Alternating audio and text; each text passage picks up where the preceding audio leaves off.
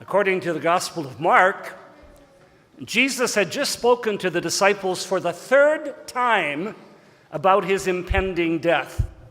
And we've heard it for a couple weeks now, that same story. That Jesus says to his disciples, I'm going to die. They're going to hand me over, and the Son of Man will be crucified. And each time he attempts to prepare them for that bitter truth, they either ignore him or change the subject. It's like if your best friend calls you one night and says to you, I just learned I have a tumor and I have to begin radiation Monday. And your response, let's go to the movies. They don't get it. The incredible seriousness with Jesus is trying to share with his disciples. Jesus told them that he would be handed over, that the chief priests and the scribes would condemn him to death. And the very next line in the scriptures, James and John ask that ridiculous question. One of Teddy Roosevelt's children said about him, he said, my father, the president, always wanted to be the bride in every wedding and the corpse in every funeral. He absolutely wanted all the attention. James and John, I think, were more interested in the limelight than Jesus' mission. But he finally comes through again. Whoever wishes to be great among you must be slave to all. And that's surely not what the disciples want to hear.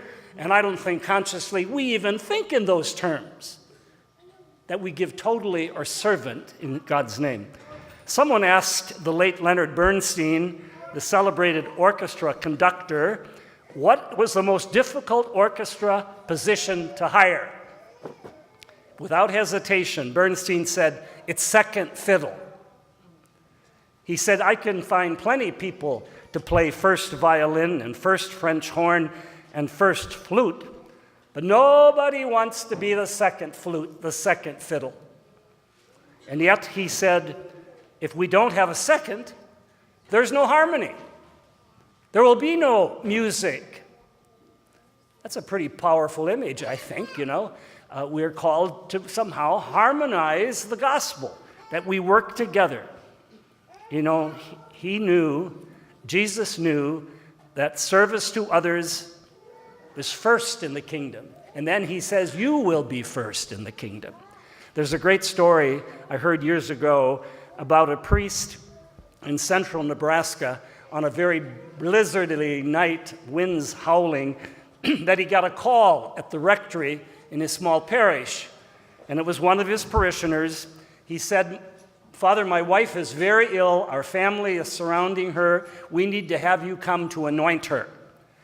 And the priest said, I'd be glad to, but my car is in the shop overnight.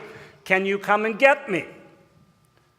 And the caller seemed to be annoyed, and in an angry voice, he said, you want me to go out in the middle of a night like this to drive my car? If it's for me, I want to be on first. It's kind of epidemic, I think. When we have our kids gather around and say, you want to be on this team? Oh, they all want to be on that. We know what that's like. We have to serve Jesus first and best, but Jesus is choosing people to serve.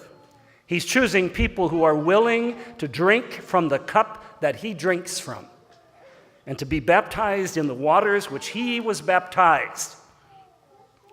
That's an incredible cup from which to drink. And those are strong waters in which to step.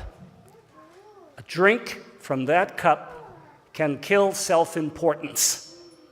A drink in those waters and a dip in those waters takes care of over-egos. Do you still want to be on first? Pick me?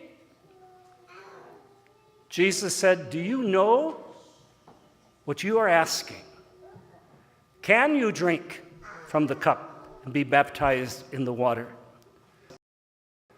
You see, the Son of Man has come not to be served, but to serve, and to give his life for the good and the ransom of others. Amen.